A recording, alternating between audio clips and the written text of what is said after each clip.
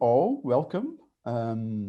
As a scientific coordinator of the Center for Philosophy of Science of the University of Lisbon, it is my great pleasure to open this session of the permanent seminar of our center, the CFCOL. Today's speaker will be Professor José Ferreirós.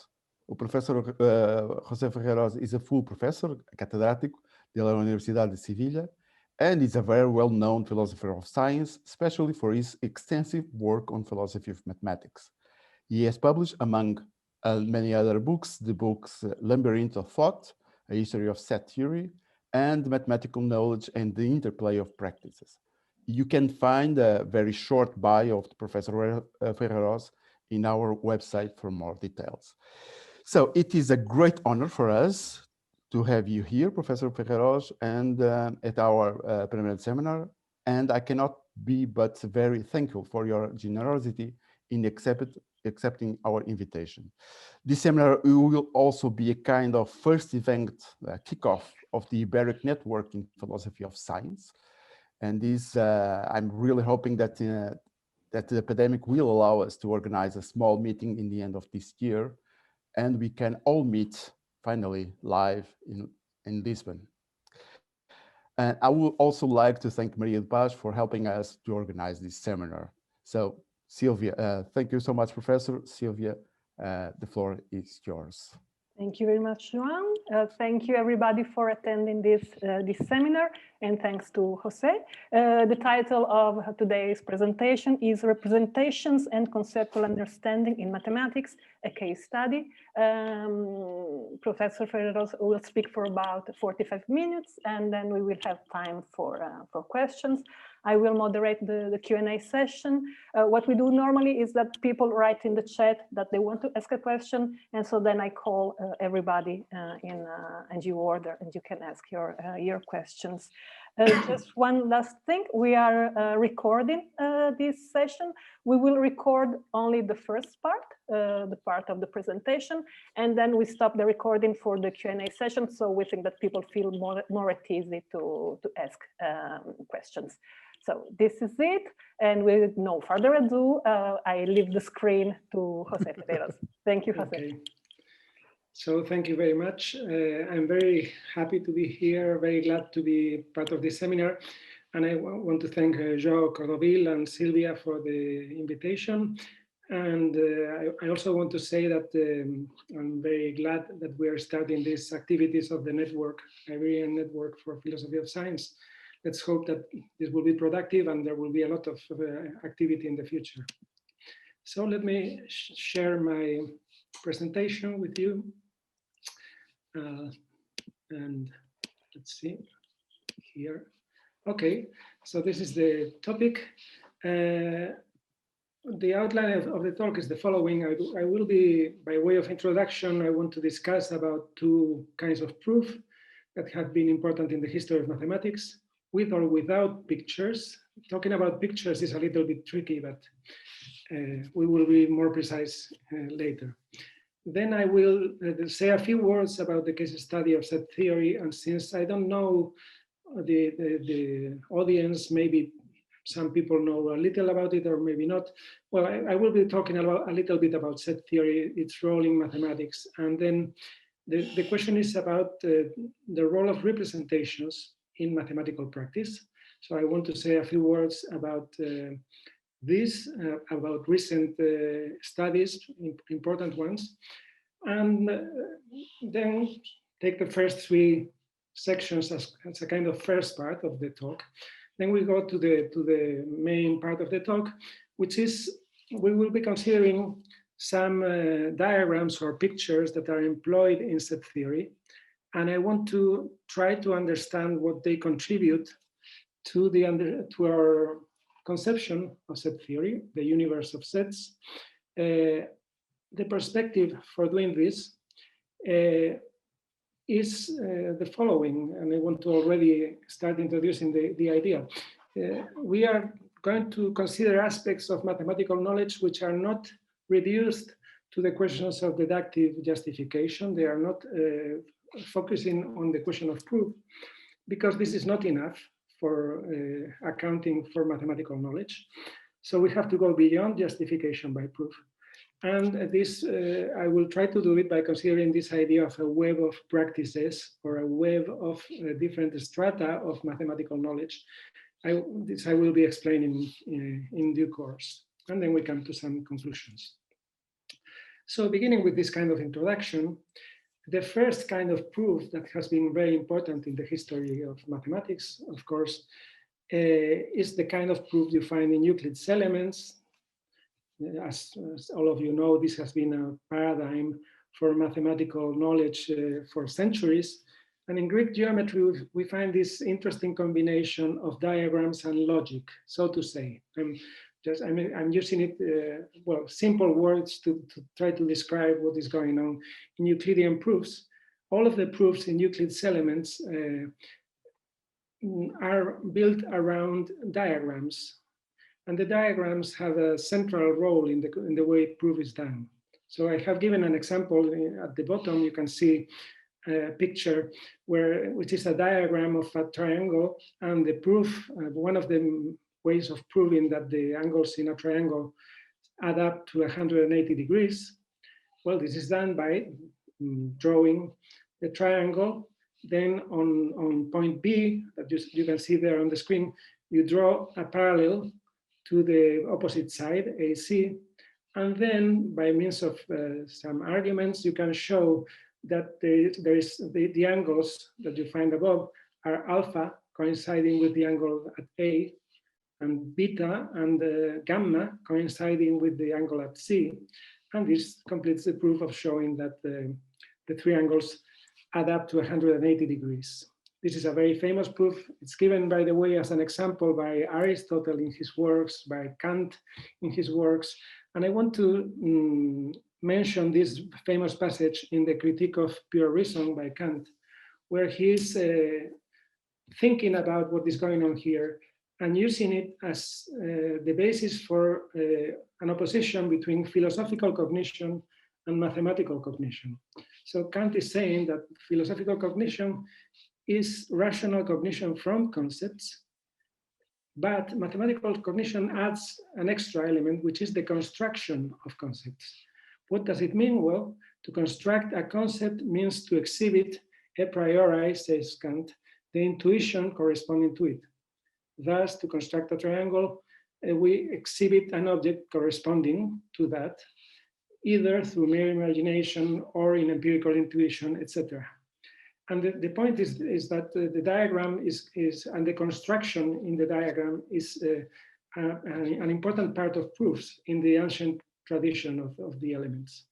But this was going to change, and it was already changing at the time when Kant was writing these lines.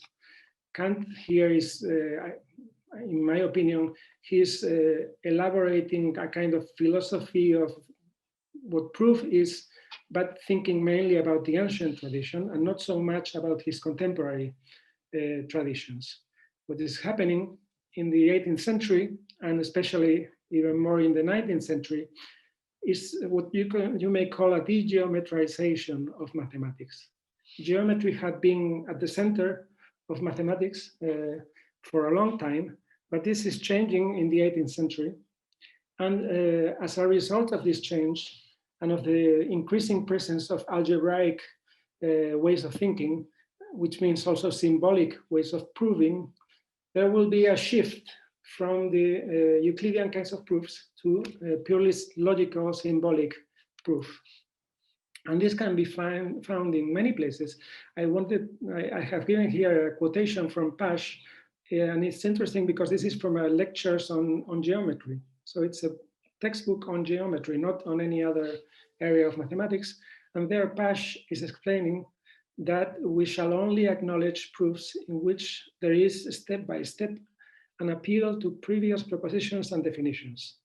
And he is emphatic that the figure is may be useful for the grasp of the proof, but if it is indispensable, then the proof does not meet the requirements that we are imposing on it.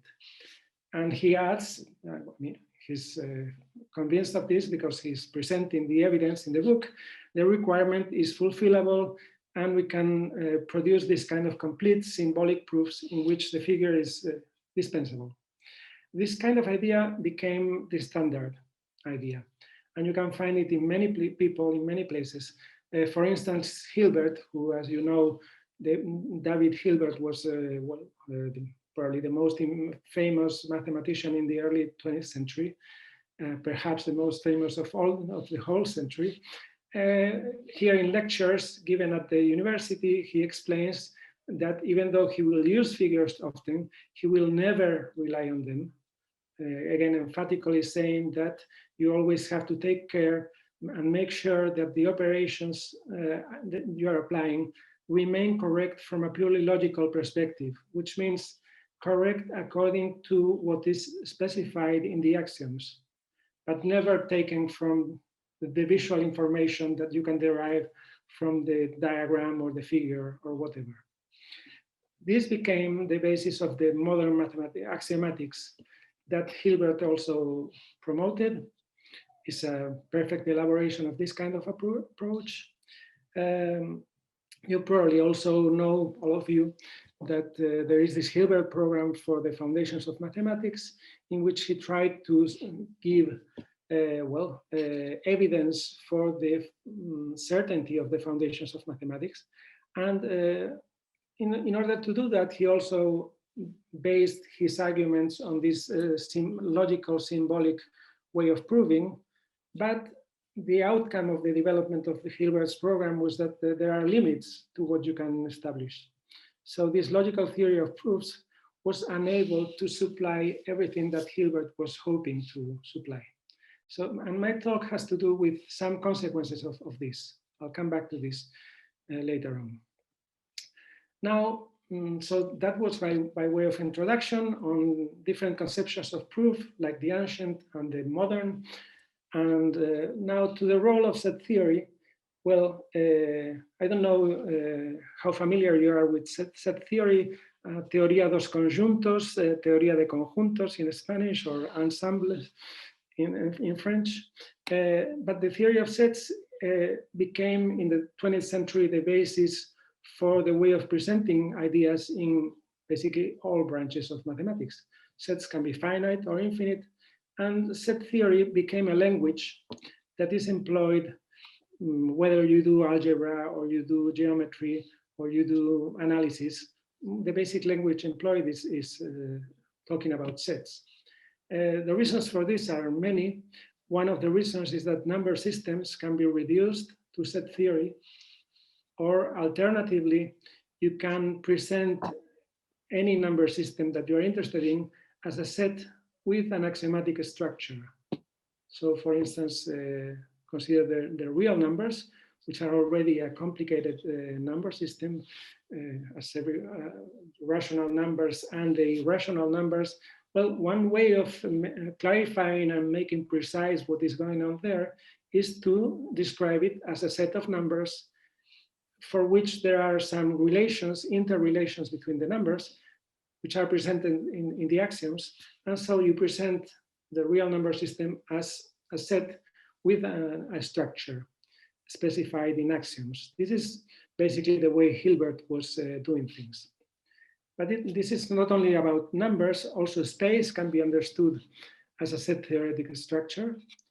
Think of a set of points, which may be two-dimensional, perhaps a plane or something else, three-dimensional, or in general, multi-dimensional. And similarly can be done for all kinds of structures in different areas of mathematics. To emphasize, I mean, the basic language that is employed for doing this is set theoretic language. And now you also probably know this famous story about the paradoxes of set theory that emerged around 1900. The thing is that the naive set theory, set theoretic reasoning developed more or less according to common sense, but without the special care, ended up in paradoxes, which means contradictions. So there is the Cantor paradox, the first one of the set of all alephs. Well, to explain, I mean, the notion of an aleph is a transfinite cardinal number. So which is the basic idea of a cardinal number is, we know very well for finite sets. I mean, a set may have 50 elements or 1,000,000 elements, if you extend this idea and apply it to infinite sets, you get this notion of Cantor of the Alephs, or the transfinite cardinals. And the problem is that if you try to think about the totality of all Alephs, this leads to contradictions. I have written set in scare quotes because there is actually no set of all Alephs. It's an alleged idea, but one that will have to be rejected. The same for the famous paradox of Russell, which has to do with the set or supposed totality of all sets that are not members of themselves. This again takes you into contradictions. What happened, I mean, the way out of this problem of the paradoxes was to look for axioms of set theory. And there is the very important work of Zermelo in 1908, when he proposed an axiomatic system for set theory. This is called the Zermelo-Frenkel system for set theory, and it's still today normally the preferred system for people who study carefully set theory. But part of Zermelo's work was, he said, that he was interested in finding a warrant, so some kind of argument for the consistency of the axioms. So the hope was to be able to show that the axiom system not only does not lead to the paradoxes that they knew about, but cannot lead to any kind of contradiction. Now, this goal of showing the consistency of the axiom system for set theory was part of the Hilbert program that I had mentioned before, but it turned out to be an impossible goal, right? I mean, the results they obtained led to the conclusion that it was impossible to prove the consistency of the axioms with the means that Hilbert was planning to use for that. Interesting situation that everybody knows. This is connected with at least by the name of Gödel, and the idea that there are some complications in the foundations of mathematics connected with Gödel. Again, what I want to discuss is connected with this in a way. But before going into that, well, I promised to talk about representations. Of course, if you think about set theory and representations or any kind of figures, perhaps you have thought about figures like this, which are well known. So when you deal with the basic operations of set theory, like union, intersection, and so on, you are probably going to draw these potatoes, as they say in French, right? These drawings, they call them potatoes. And with them you can show things about intersection, union, or even like the example in the left, up left, is from Euler and the famous correspondence of Euler with the German princess. In some of the letters, he's explaining the syllogistic figures of Aristotle. And in order to explain the syllogisms and why the syllogisms are conclusive, he was using these diagrams. But I'm showing you this, but to say that this is not the kind of representation that I'm going to be interested in. I'm interested in something else. To show you immediately, I mean the picture, this is the picture that I am interested in. This is less well known because this has to do with, well, actually trying to understand some features of what is called the universe of sets. You can see there, if you can read, that as a consequence of the Zermelo-Frenkel axioms, one has this attractive picture of the set theoretic universe. Well, I will explain in a few minutes what is going on here, or at least give you some ideas about what is going on here. And this is the picture that can be found in many advanced courses on set theory. And even you can see experts in set theory explaining to each other what they are wanting to do by using diagrams like this, or more complicated elaborations on similar things to this. So this is an interesting kind of representation, diagrammatic representation of the world of sets that can be found in the work of experts. So it belongs in the practice of advanced set theory. And my question is, what does it contribute to the understanding of set theory? And also, I want to ask something else. So I come to that in a minute. Now, finally, to say a few things about recent ideas about representations in mathematics. Again, I don't know how much you may know about this topic, but in recent decades, there has been a lot of work on diagrams and diagrammatic reasoning in mathematics from different points of view. The topic has become interesting for mathematicians themselves, but also cognitive psychologists or cognitive scientists, philosophers. I will mention some work by philosophers on diagrams in mathematics, by educationalists, even by logicians. Reasons for this are many. So that the question of diagrams and the question of what I would call visuo-spatial reasoning in mathematics has become a hot topic. One of the reasons is that, well, the impact of computers and the relevance of computer simulations in some areas of mathematics is great. And this has become an important part of the heuristic work of mathematicians. As I'm quoting a mathematician there, saying that sometimes simulations can give you clues to essential properties in some mathematical situations. And also in connection with this, there have been calls for a return to intuition and visual presentation in mathematics itself. So for instance, you can now find books offering a visual approach to complex analysis, to the kinds of things that 100 years ago, people were very interested in presenting in a purely symbolic way. Nowadays, we are much more open to going back to exploiting the visual abilities we have. And there is a lot of interesting perception and visualization also on the side of cognitive science, and this turns out to be connected with what I'm talking about. So from this point of view, one can say that visual representation is a part of the process of doing mathematics. And for this reason, people interested in mathematical practice should pay some attention to representations, even if in the practice of mathematics, there is still today this emphasis on what is called sometimes properly mathematical justification. And normally what is meant by that is logical symbolic proof. Okay, to mention, I'm not going to read everything, so excuse me for that. Just to mention some remarkable case studies, I want to quickly mention the work of Manders on the role of diagrams in Euclidean proofs, which has been very clarifying. And it's a prototype of recent work in the philosophy of mathematical practice. Also the work of Giaquinto on the role of visual thinking. And he even considers this idea that visual thinking can warrant belief in the truth of some results.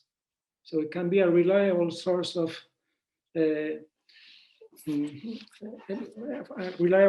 source for truth in mathematics, for results.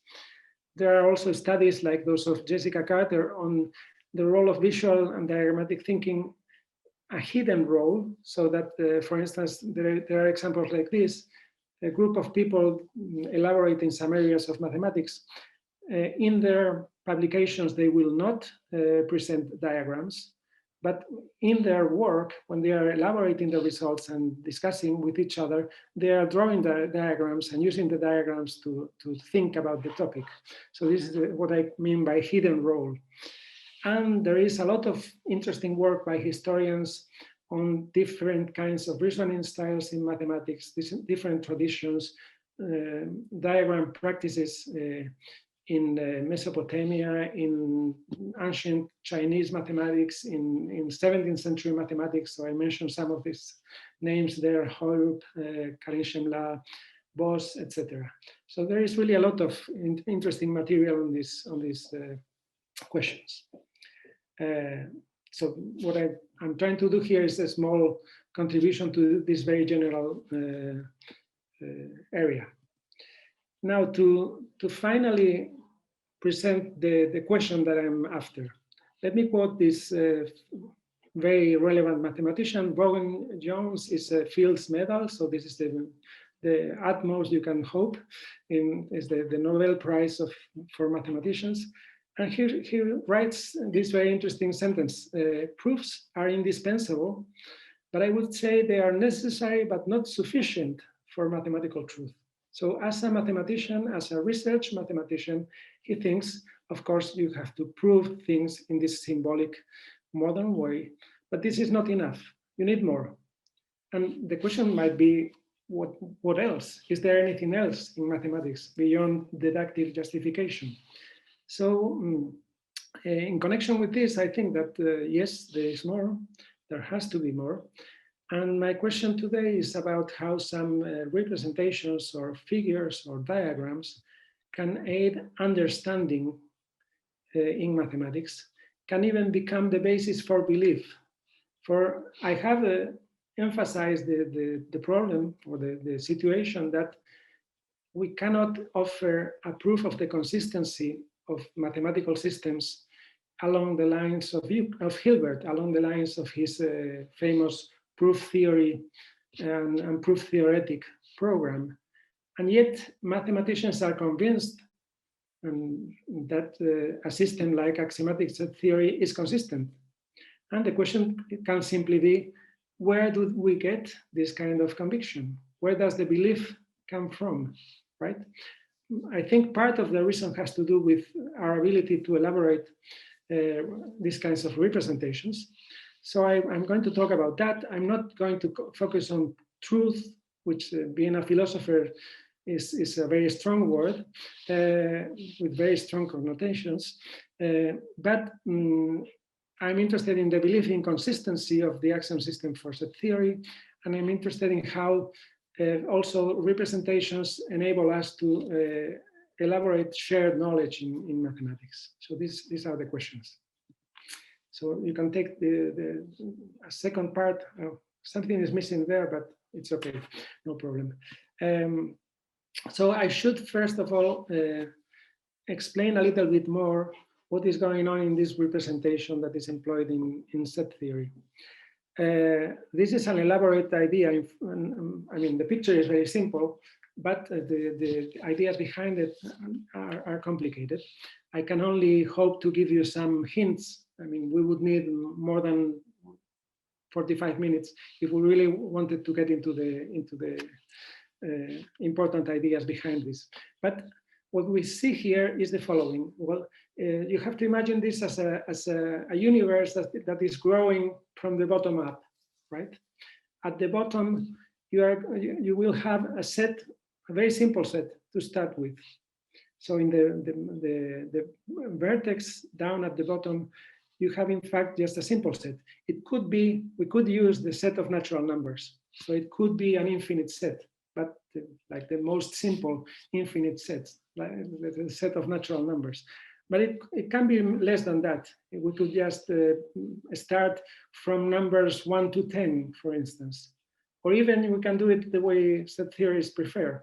They like to start with the empty set. This is puzzling for most people, so maybe it's better here to forget it. Just imagine that we are starting from a very simple set with very few elements, like for instance, numbers 1 to 10. Now this is going to grow upwards, right? And the way it grows is that you go from one level to the next. And when you go from one level to the next, you are applying what set theorists call the power set operation. For those of you who don't know what the power set operation, the idea is relatively simple. You take the elements in one level, and in the next level, you consider all the possible sets of those elements.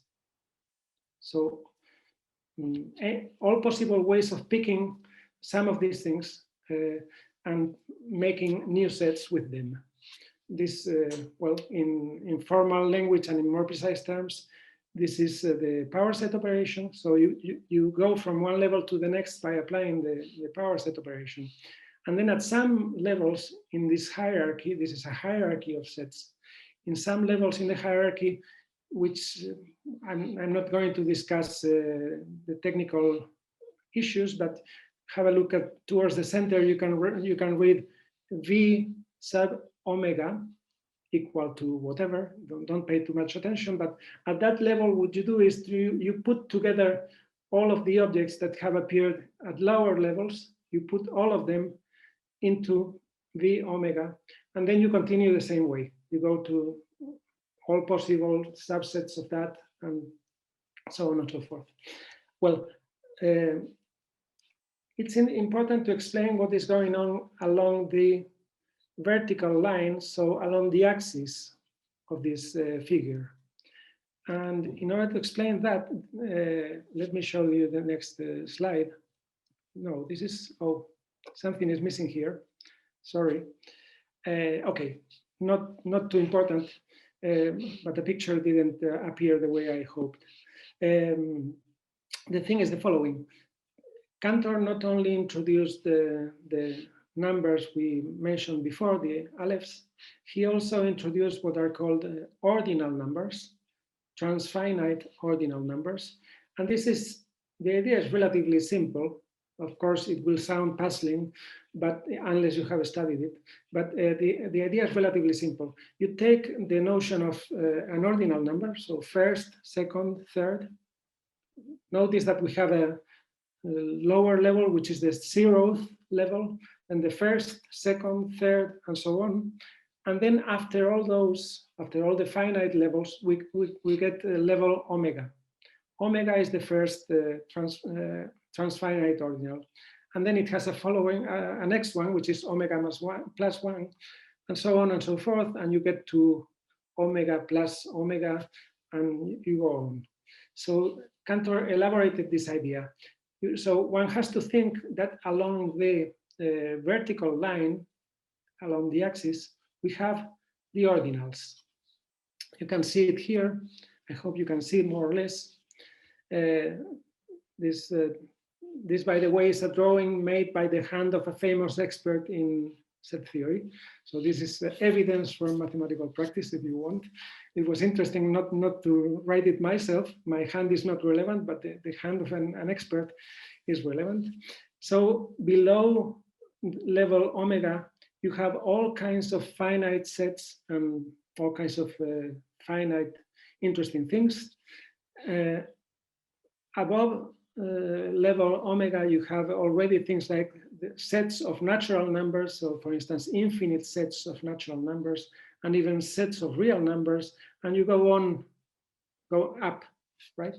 So this is like a picture that allows you to have some kind of understanding of a hierarchic structure for the world of sets. And then the last important point about this representation is that you have to think that the picture is open above. We cannot think that it is closed, like forming a triangle, because the process of building sets of can always go beyond. So the thing is that that is actually related with the problems that were found in cases when they were trying to think about the totality of all possible sets. There is no totality of all sets. Or the totality of all possible alephs. Again, there is no totality of alephs as a set. Well, so this is linked to the idea that this is going to be open-ended above. Okay, so how does this connect with the previous ideas that I was presenting? We have an interesting situation, a puzzling situation, if you want. The story I told about proof and how mathematicians have chosen to use purely symbolic proof is related with this, well, with this idea that diagrams are insufficient. Diagrams are not to be trusted, and you have to provide mathematical justification in some other way. At the same time, almost everyone who has thought carefully about these topics will accept that mathematical knowledge goes beyond mere justification by proof. For instance, there are justifications for the axioms, But of course, it cannot be more deductive justification, because the axioms are the starting point for deductive justification. So what kind of justification is there for the axioms? Well, so this question about axioms, there are two simple traditional ideas about this. One is to explain them in terms of truth. They are axioms because they are true, and that's it. But this is nowadays, well, sounds too simplistic. And or else there is the attempt to justify the axioms in terms of consistency. If we show that the axioms of a system are consistent, that means there is no contradiction to be derived from them, then at least in so far they are justified. But now we have this situation. Even though we agree that set theory is consistent, I would say, of course, you will find some mathematicians who may be open to the idea that set theory could be inconsistent. But I would bet that 99.9% of mathematicians, I mean, practicing mathematicians, maybe more, but at least 99.9% will agree that set theory is indeed consistent. And at the same time, we know that we cannot prove it. So where do we get this conviction of the consistency of set theory? This is the puzzling situation, because on the one hand, you have this insufficiency of diagrams that has been remarked and emphasized time and again, but then you also have this insufficiency of proof for either establishing the consistency or any other kind of very strong warrant for and this is connected with the Gödel incompleteness theorems, right? So my question is, where do we get convictions about the consistency of a theory, like for instance, set theory? And my suggestion is that we actually elaborate a conception of theories, and we develop conceptual understanding of theories. Many ingredients may be important in elaborating this kind of understanding. One of the important ingredients is sometimes, and also in this particular case, the availability of representations. So to say the same in a different way, the puzzling situation I just described, well, if we remain, I would say, within a foundationalist perspective or within a reductionist perspective, which in mathematics is very often found, also especially in mathematical logic, for instance, if we remain in that kind of setting, there is hardly a way out. And the way out that I'm going to propose is non-standard to some extent. I propose to approach the matter from a non-foundationalist, non-reductionist perspective. I'm of course not the only one. There are many people proposing this kind of approach. I've given a couple of examples there. A famous philosopher of mathematics, Penelope Maddy, has this kind of non-reductionist perspective. Also, earlier on, Bernays, who was a very important mathematician and philosopher, collaborator of Hilbert, already had this kind of attitude. In the end, my way of elaborating this approach connects with what I could call the human foundation of mathematics. So in the end, we are going to have to talk about how we develop understanding of mathematics and how we elaborate conceptions like conceptions of number, conceptions of geometric properties, and so on and so forth. And this connects, of course, with the human cognitive abilities and with in the end, with the human foundation of mathematics. And in the end, mathematics is done by human beings and is not a completely transcendent realm of truths in themselves, right? In particular, I have proposed this idea that the notion of a web of different mathematical practices, interconnected, but many, or the notion which is connected with that, the notion of a web of different strata of knowledge, is going to be useful in elaborating the points. This is what I'm presenting is actually part of the last chapter of my book of 2016, Mathematical Knowledge and the Interplay of Practices. So let me say a few more words about what is this idea of a web of practices. I hold that, in fact, both for the practicing mathematician as an individual and in the history of mathematics in a given period, take any period you are interested in, say the 19th century. Well, in the 19th century, there were different levels of knowledge and practice coexisting. There were elaborations of ideas about number, elaborations about geometric ideas, many different practices within mathematics and connected with mathematics and their interconnections.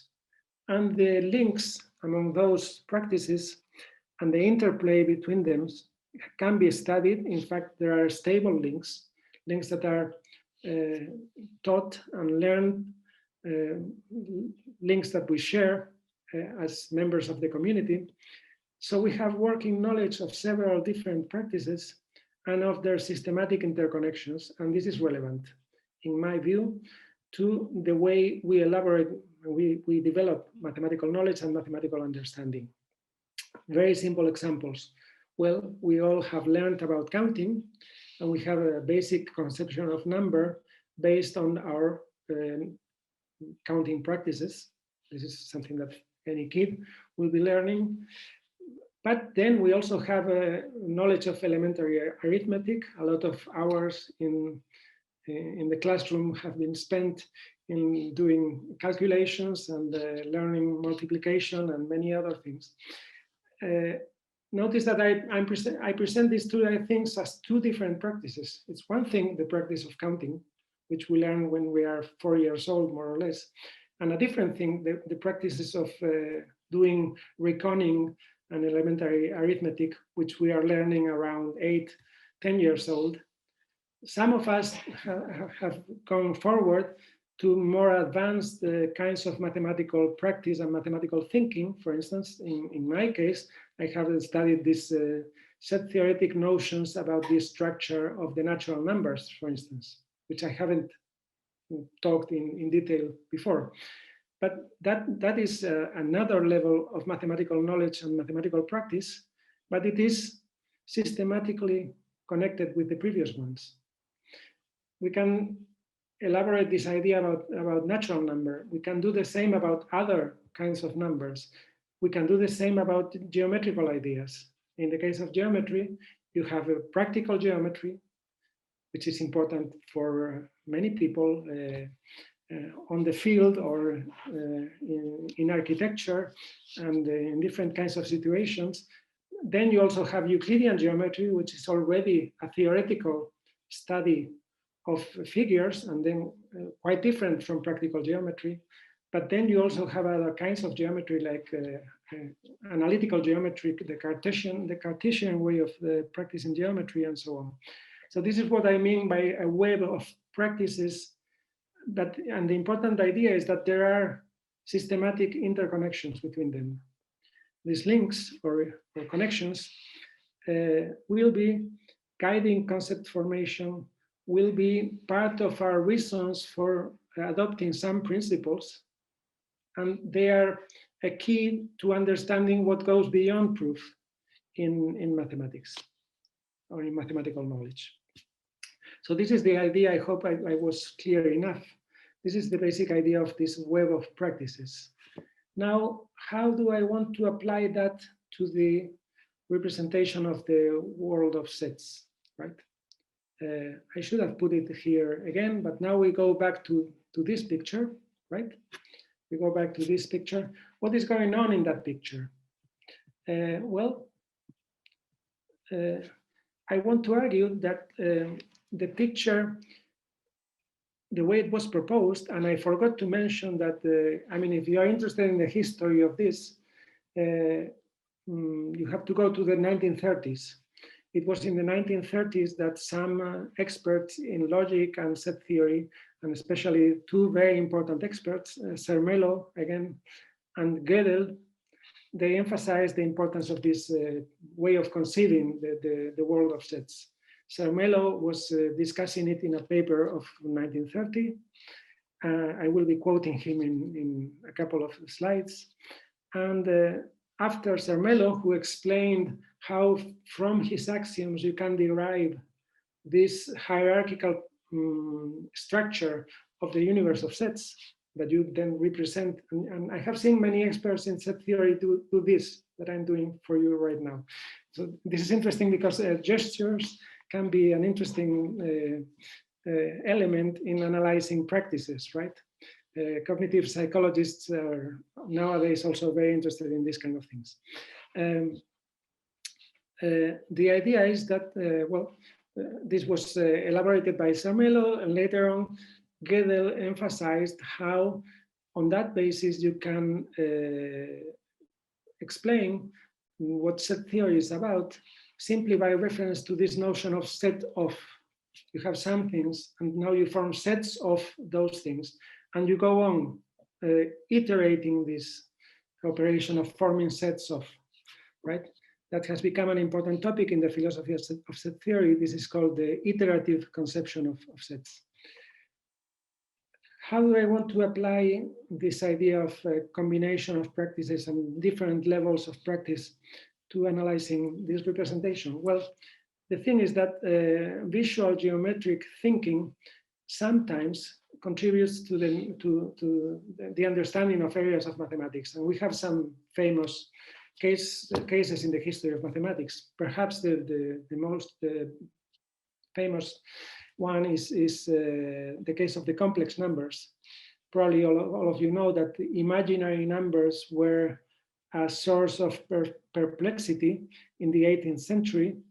Leibniz had a wonderful way of saying that they are like in between being and non-being, right? Kind of amphibious, he said. I don't know how to say in English. Anyway, but the situation is that in the early 19th century, there was this movement, complex numbers became just a central part of pure mathematics. I mean, became full-fledged mathematical objects, numbers in the very same sense that any other kind of numbers are. Gauss said that they are full citizens in mathematics. And this was partly related to the elaboration of this representation of the complex numbers, which is very simple in the end, because just like the real numbers are connected with a line, and every point in the line can be represented by a real number, so do the complex numbers with points on a plane. So every point in an infinite plane can be associated with a complex number, and this can be elaborated so as to make sense of all the operations on the complex numbers and everything. So here we have appealed to more basic and well-established mathematical ideas, providing a means for insight and understanding. And in the case, for instance, of the complex numbers, it's often presented as a key element for their full adoption or in mathematics. Let me jump a little again. I could explain why that figure there, but I won't. What is going on then in the representation of V? I mean, I couldn't say the things I'm going to say if I was trying to elaborate a reductionist perspective on mathematics, because typically then I would be taking the axioms of set theory as a starting point, an absolute starting point, and I couldn't use anything from a particular area of mathematics to explain anything about the basic axioms. That would be a circle. But if we get away from a foundationalist and reductionist perspective, then we can think differently. I mean, we can think that this representation of the universal sets is relying on basic notions, some of them arithmetical notions, some of them geometrical notions, there's even the way it is presented, there is this suggestion of a dynamic development of the world of sets. So you start with some elements at the basic basic level, and then you go on, you construct all possible sets of those, and then again you construct all possible sets of the previous. And it's the way it is presented uses this kind of language as if you were doing it. Of course, none of us can do it, because if we are talking about infinite sets, we can't even construct one of them. But well, there is this language in presenting the ideas. And the representation is mobilizing ideas of arithmetic iteration. Remember that we had these ordinals along the vertical axis, and that is an extension of notions of arithmetic, including an extension of the idea of induction to transfinite induction. We also have simple geometric notions going on, because we are thinking about this triangle, or perhaps think of it as in 3 dimensions, a cone, right? Where you have infinitely many levels along the vertical. So there are simple geometric notions allowing you to interpret what is going in the diagram. And also some notions taken from analysis, because in fact, you are doing things like, for instance, well, you have a basic point, which is level 0, and at a finite distance, you are placing level omega. There are infinitely many levels in between.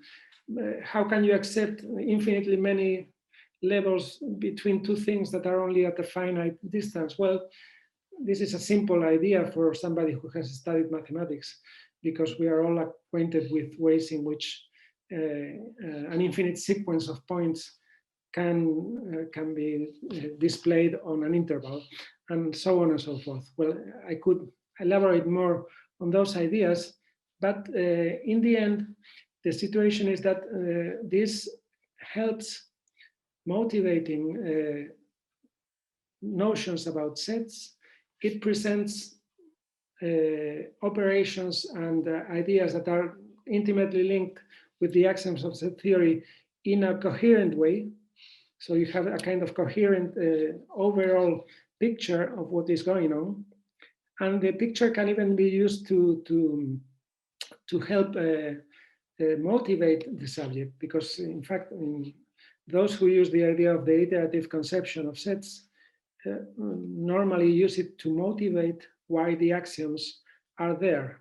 Why is it to be expected that if you have, for instance, the axiom of choice as a natural set theoretic axiom and things like that.